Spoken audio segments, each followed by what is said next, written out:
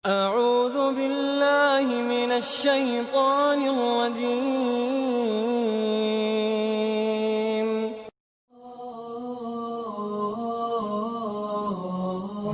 Wallahi jamaah, ada seorang syekh cerita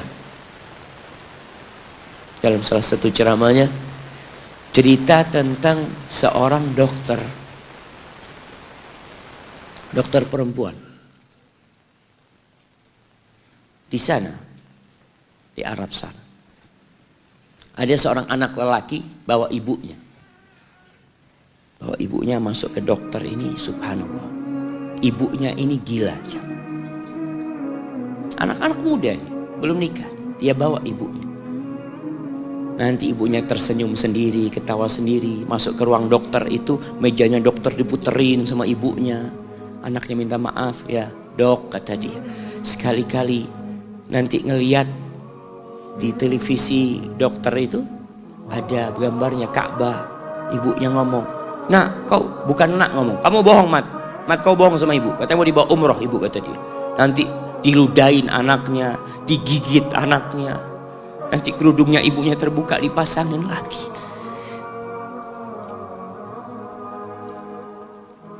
Itu dokter tanya sama anaknya, ini siapa?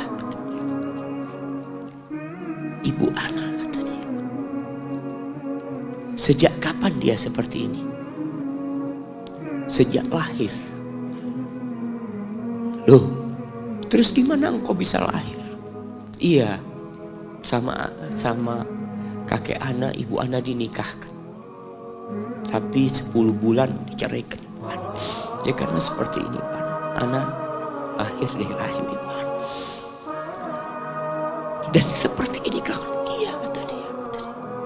Engkau berbakti sama dia, kata dia. Dia kan nggak kenal sama engkau. Iya, dia nggak tahu sama ana, tapi Allah tahu kalau dia ibu ana. Kan?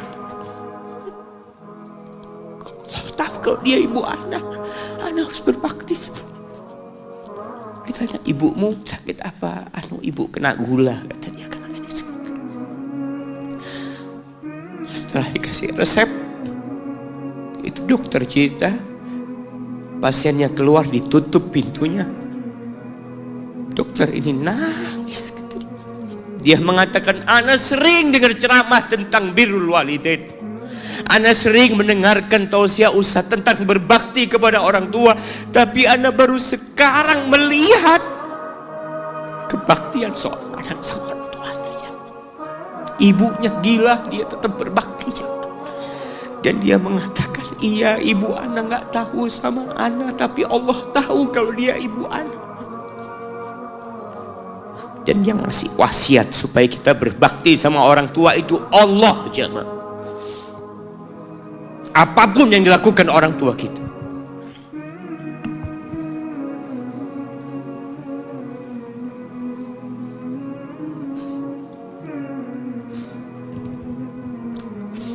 apalagi ibu.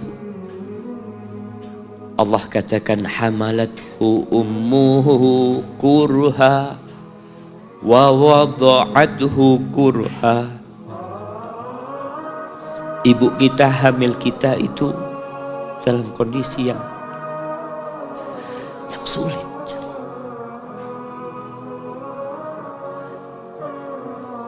Ada ibu yang harus bed rest demi anaknya lahir. Demi kita lahir, ibu kita itu bed rest. Capek dikit keluar darah. Ada yang harus hamil kita dalam kondisi dia ditinggal sama suaminya. Dia harus cari nafkah sendiri. Ada yang harus muntah-muntah demi kita. Allah. Lalu kita berdiri buat ibu kita, capek. Diceritakan seorang, ya kita semua tahu ceritanya, tentang 3 orang yang masuk ke dalam gua. Kemudian gua itu tertutup dengan batu yang menggelinding. Lalu mereka bertawasul dengan amal soleh mereka. Salah satunya yang mengatakan, ya Rabbi, Allahumma Ya Allah, aku punya 2 orang tua. Aku punya 2 orang tua. Yang aku senantiasa memberikan susu kepada keduanya sebelum keluarga yang lain minum susu. Dia sudah menikah, dia punya istri, punya anak. Pada suatu hari, ya Allah, aku kejauhan cari rumput, sehingga aku balik dalam kondisi orang tua sudah tidur. Maka aku pereskan susu buat keduanya, ya Allah. Allah tahu, tapi dia mau cerita sama Allah. Dia ingin tawasul dengan amal soleh dia. Lalu aku taruh di wadah. Aku datang ke bapak ibuku, mereka tidur. Maka aku berdiri di hadapan kedua. Jamaah, bukankah bisa dia taruh di sebelah meja ibunya susu itu? Dia ambilkan meja, taruh di sana, dia bisa tidur. Dia sudah berbakti sama orang tuanya dengan seperti itu. Tapi anak ini tidak. Aku berdiri, ya Allah, aku gak ingin membangunkan keduanya. Dan aku terus berdiri, aku pegang itu susunya.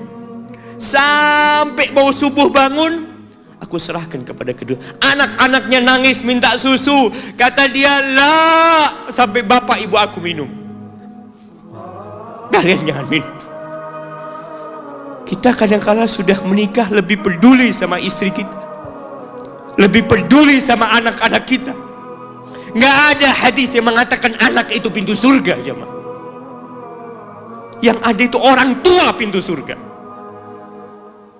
Kita peduli sama anak-anak kita. Beli oleh-oleh buat istrinya. Ditelepon istrinya mau apa, kepingin apa. Pernahkah engkau telepon ibumu? Tanya, "Umi kepingin apa, Umi? Ana lagi dalam perjalanan, Umi." Jamaah, itu anak, Masya Allah, dia berdiri. Kenapa dia kuat, jamaah? Karena dia tahu Allah yang nyuruh dia berbakti. Mungkin tidak ada yang melihat berdirinya dia, tapi Nabi ceritakan berdirinya dia. Dari malam jamaah sampai pagi, berapa jam dia ingat, ibuku hamil aku 9 bulan. Capek. Ana semakin tahu dengan tugas besar seorang ibu dan pengorbanan seorang ibu. Setelah Ana menikah, setelah Ana tahu bagaimana istri Ana hamil, ketika dia harus tidur gak enak, makan muntah aja, Ana melihat istri Ana sampai lemes dia muntah. Ana ingat, begini ibu Ana hamil Ana. Lalu kita lupa, jemaah. Kita sok sukses, mungkin engkau lebih sukses dari orang tua. Tapi kalau nggak ada bapak ibu, engkau nggak akan pernah lahir di muka bumi. Allah ceritakan ibunya hamil dia. Wa wada'athu kurha, dan melahirkannya dalam kondisi sulit. Kadangkala perut ibu kita itu disobek demi kita keluar dari perut ibu kita. Antum meninggalkan luka di ibu, itu dijahit. Kalau antum anak ketiga, Allahu Akbar, berapa kali dibelah perut ibu kita, tubuhnya jadi jelek gara-gara kita. Tapi dia nggak peduli, yang penting antum lahir dengan selamat. Kalau ibu kita dikasih pilihan, ini nggak bisa diselamatkan dua-duanya, salah satunya akan meninggal dunia. Kira-kira apa kata ibu antum? Iya, nggak apa-apa dok, selamatkan bayinya dok. Nggak apa-apa dok, biar dia lahir dok. Subhanallah.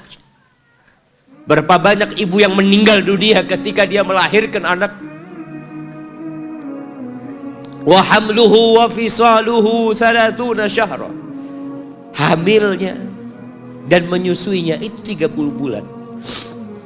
Artinya bukan ketika antum lahir selesai lelahnya ibu kita. Memang ketika antum lahir dengan selamat, Allahu Akbar, ibu itu lupa dengan rasa sakit dia 9 bulan.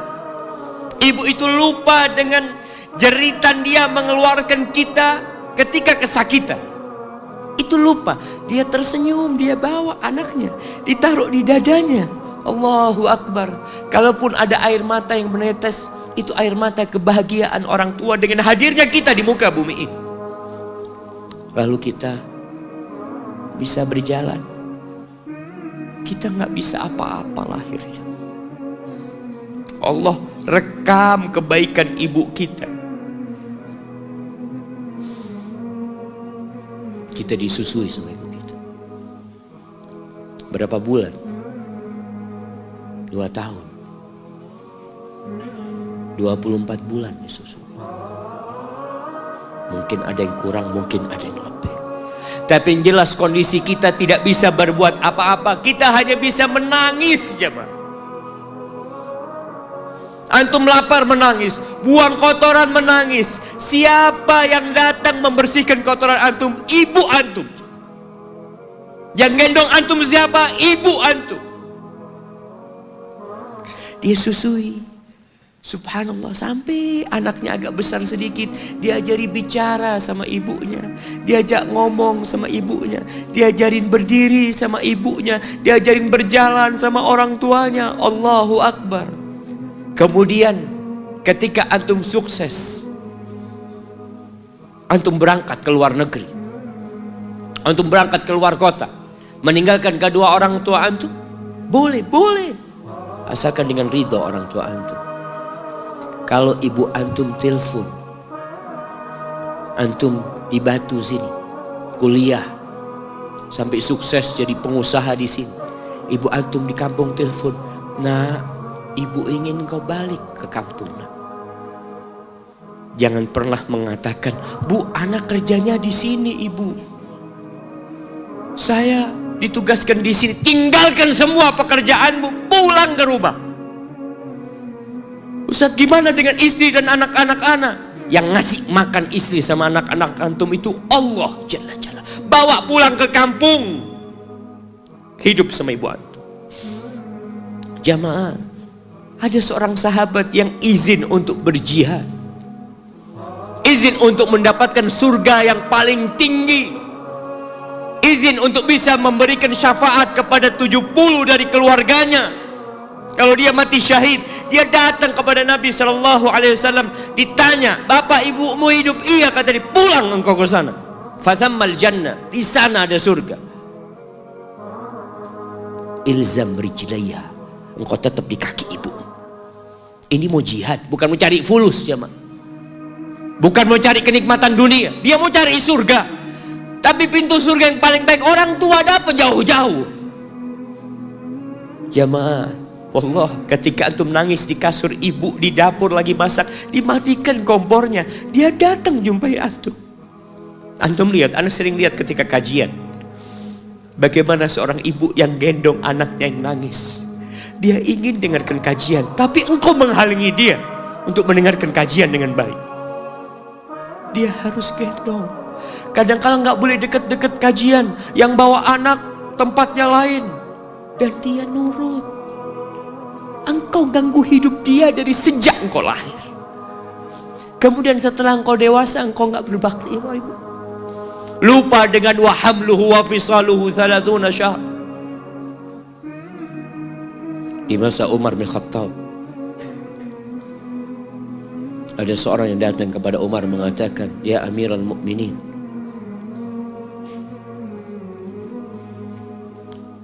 aku ini jadi kendaraan buat ibu. Aku ini yang membersihkan kotoran ibu, dan aku palingkan wajah. Ibuku sudah lumpuh, gak bisa apa-apa, dan aku berusaha untuk berbakti sama dia. Aturani qad jazaituha. Gimana menurut? Apakah aku sudah balas kebaikan ibuku? Kata Umar, la, kata dia. Enggak, belum.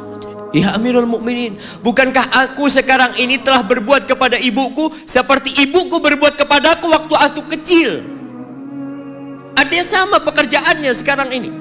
Aku yang menyuapin ibuku, aku yang membersihkan ibuku, yang mengantarkan dia ke kamar mandi. Semua yang pernah dilakukan ibuku, kira-kira sudah aku lakukan semua sekarang.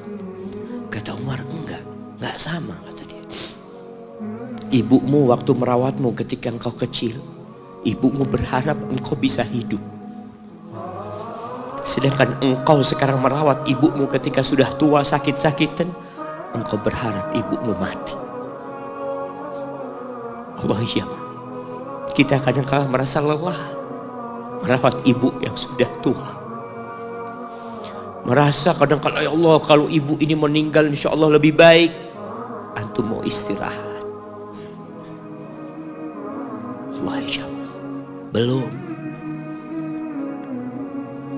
Suatu hari tatkala Abdullah bin Umar tawaf, ada seorang yang menggendong ibunya. Sambil dia bersenandung mengatakan, inni anal ba'iru hal mudhallalu in udhirat rikabuha lam udhar. Aku ini adalah tunggangan ibuku yang taat dan patuh. Kalau tunggangan-tunggangan lain itu dikagetin, kaget. Aku tidak pernah membuat ibuku kaget di atas punggungku. Lalu bertemu dengan Abdullah bin Umar bin Khattab. Dia bertanya, kira-kira aku sudah balas enggak kebaikan ibuku? Aku nih bawa ibuku dari Yaman. Dari Yaman. Mungkin 2000 kilometer. Dia gendong ibu. Sampai melaksanakan ibadah haji semua dia di punggung, ibunya di punggungnya. Dia tanya, aku sudah balas enggak kebaikan ibuku, kata dia. Apa kata Abdullah bin Umar bin Khattab? Wala bi talqatin min talaqati. Rasa sakit ibumu ketika dia mengeluarkanmu, yang ibu itu kesakitan, satu rasa sakitnya belum engkau balas. Bagaimana dengan kebaikan dia yang lainnya? Tapi engkau telah berbuat baik kepada ibu. Maka kita nggak boleh merasa sudah berbuat baik sama ibu kita. Apalagi merasa sudah balas budi. Na'udzubillah.